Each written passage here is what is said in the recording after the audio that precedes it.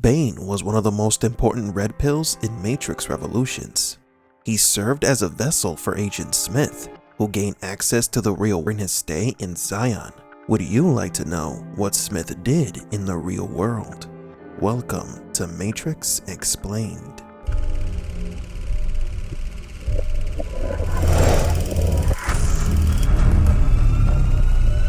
Welcome to the desert of the real. This story begins with Smith infecting everyone in the Matrix. Smith became a virus capable of assimilating any program or machine connected to the simulation. Red pills are, by nature, part mechanical, giving them the ability to fast learn new skills by directly downloading data into their brains. This was Smith's open door to the real world. Bane and another red pill were exiting the Matrix when Smith appeared and ambushed Bane. Smith infected Bane with his virus, replacing his consciousness, turning him into another Smith. Bane's assimilation was complete. Nothing was left of what he was. The first thing Smith did with his new physical body was cut his hands. This is because he, as an agent, has never experienced pain. But by assimilating the body of a human, he began to experience all human senses. Smith felt pain for the first time. He was curious, but soon his true goal was revealed: kill Neo in the real world. Inside the Matrix, Smith couldn't kill Neo. The one was powerful within the simulation, but in the real world, he was just another flesh and blood human. Smith does come close to stabbing Neo with a knife, but is interrupted by Kid, who was bringing something to Neo: a spoon. The kitchen utensil represents that the Matrix is not real, but there is a deeper meaning behind this scene.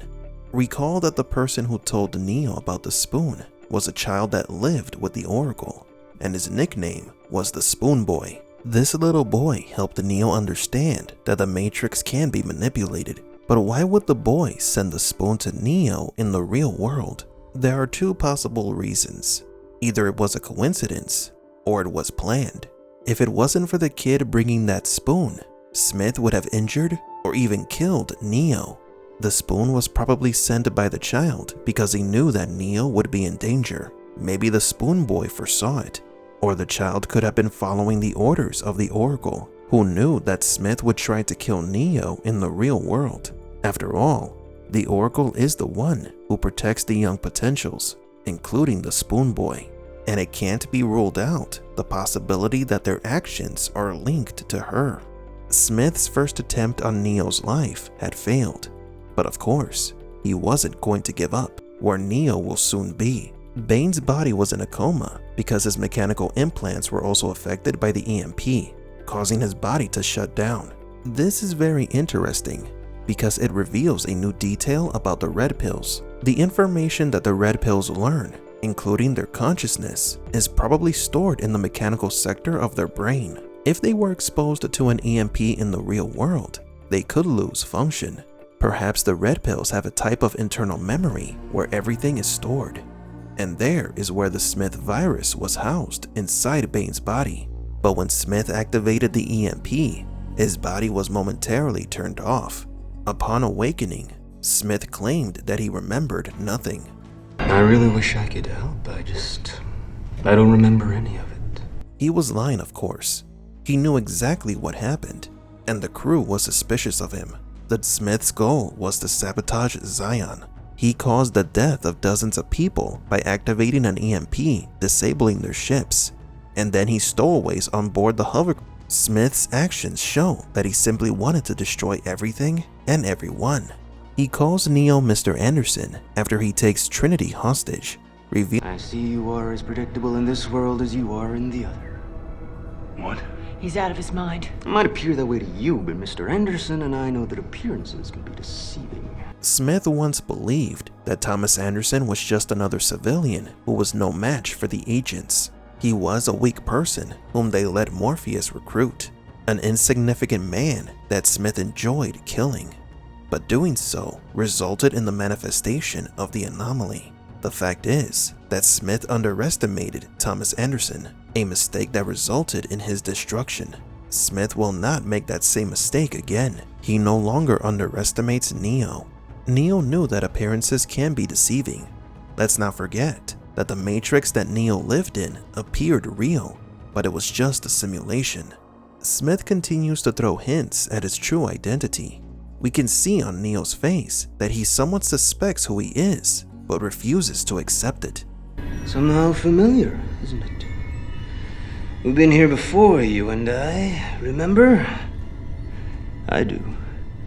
I think of nothing else. Smith is referencing the first Matrix when he shot Neo. Here is where Neo finally accepts who he's dealing with, but still needs confirmation. How do we know this? Well, Neo knew who Bane was. He was a member of the Resistance. They had strategy meetings together. They probably went on missions together. Neo knew who Bane was, and the person who was now in front of him was not Bane. I admit it is difficult to even think encased in this rotting piece of meat. The stink of it filling every breath, a suffocating cloud you can't escape. Neo saying that it's impossible, and Smith saying it's inevitable. Neo, in disbelief, now knows for a fact that it was Smith. During their one-on-one fight, Neo was left permanently blinded when Smith shoved an electric cable in his face. The original film, when Smith killed Neo.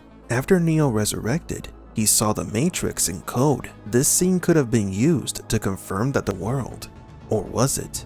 Just as Smith was able to infect Bane's body, he could have done the same to another Red Pill. Who knows? Smith could be hiding inside another Resistance member, waiting for the right moment to return. But do you agree? Is Agent Smith still alive inside the body of another human? For Matrix Explained, please leave a like and subscribe. And thank you for visiting the Desert of the Real.